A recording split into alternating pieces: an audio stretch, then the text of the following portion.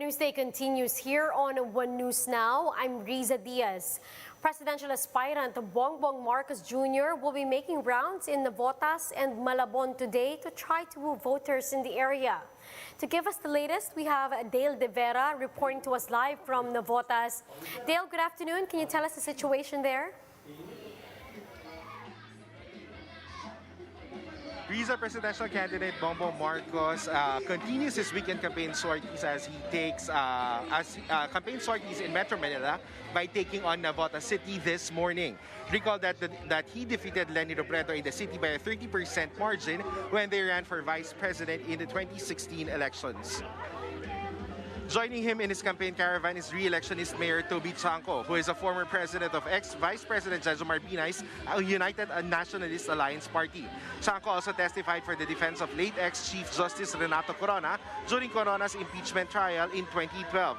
The city has over 150,000 voters for the upcoming May polls. The presidential bet will then hold another caravan in Malabon City this afternoon to be followed by a campaign rally at 5 p.m.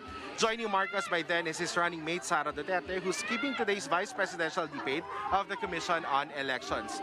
Riza Marcos Jr. has yet to comment on the issue about the non-payment of estate tax, which we will try to get his statement later on. Right now, the caravan is still moving around Navotas with residents lined up waiting for Marcos Jr. and Chanco. Riza? Thank you. That was Dale De Vera reporting live from Navotas. Meanwhile, members of the Dumaga tribe warmly welcomed Vice Presidential candidate Sara Duterte in Doña Remedios, Trinidad, Bulacan. Around 200 tribe members attended the campaign sortie where they talked about family planning and education, among others, with the vice president aspirant. Duterte also promised livelihood for the tribe members. Uniteam senatorial bets Robin Padilla and Herbert Bautista also attended the event. Meanwhile, the Leni Kiko tandem will be holding a grand rally in Pasig City today. Emerald Avenue is filled with pink as residents and volunteers prepare to welcome their presidential bet, Vice President Leni Robredo and her running mate, Senator Kiko Pangilinan. Now, the gates will open at 1 p.m. with the pre-show starting at 3:30. The main event will start at 4:30 with performances from OPM artists Ebe Dencel, Noel Cabangon, Ben & Ben, River Maya, and Itchy Worms. We'll be back with more stories after the break. Keep it here on One News.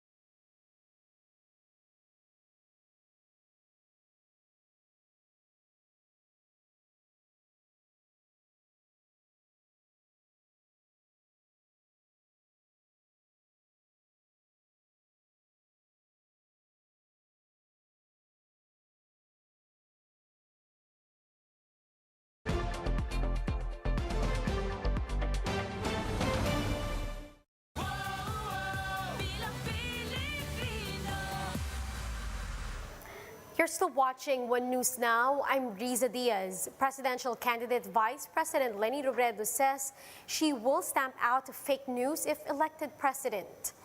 During last night's presidential debate, the vice president, citing two studies, reiterated that she bears the brunt of fake news, while front-runner Bongbong Marcos reaps the benefits of disinformation. She also noted that social media giants should be accountable for all information posted on their platforms. Kailangan hanapin natin yung source. Kasi halimbawa po ako, dalawa ng companies yung naggawa ng study na sinasabi ako yung number one. Ako yung number one na tinitira ng lahat na disinformation at number one na nakikinabang sa disinformation si Mr. Marcos. Number two, kailangan yung social media platforms should be made accountable dahil sila yung nagiging bahay nitong mga disinformation na ito.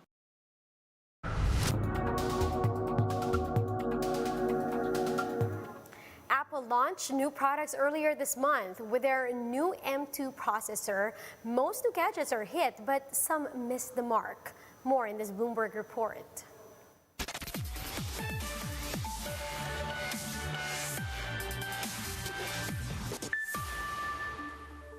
Apple has launched its first new products of 2022, including new iPhone SEs and iPad Airs with 5G and faster chips, green iPhone 13s, the Mac Studio, a new monitor, and of course, the M1 Ultra processor.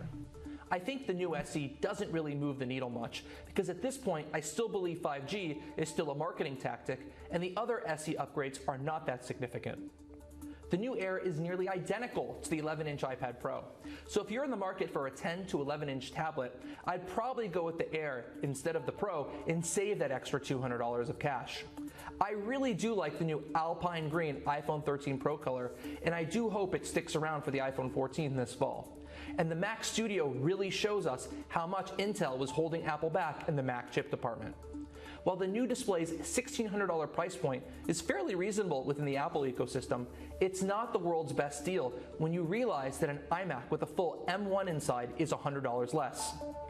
Looking ahead, Apple's new M1 Ultra chip sets the stage for a slew of M2 Macs. That would include an M2 MacBook Air, Mac Mini, 13-inch MacBook Pro, and 24-inch iMac, along with an M2-based Mac Pro with as many as 48 CPU cores. Apple's also working on a new high-end Pro XDR display to attach to that Mac Pro. In the next year, we should also get new high-end MacBook Pros and iMac Pros with M2 Pro and M2 Max chips, along with, eventually, a new Mac Studio with an M2 Ultra.